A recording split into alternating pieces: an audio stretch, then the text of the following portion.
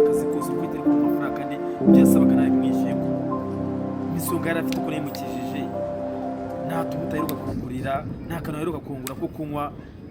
numva ku mubiri kugira ngo njye muri ukuntu nkora akazi neza njye kumureba ntabwo ari bunyire mani ntabwo ari bunyire kabisa ntabwo ari bunyire kakabiri ndahita njya rimwe yose nta mbaraga afite ndanakugaburira ugaburira njye mbashaka imbuto mani mbashaka imbuto nazo ndazigwa mwenda saba nta kibazo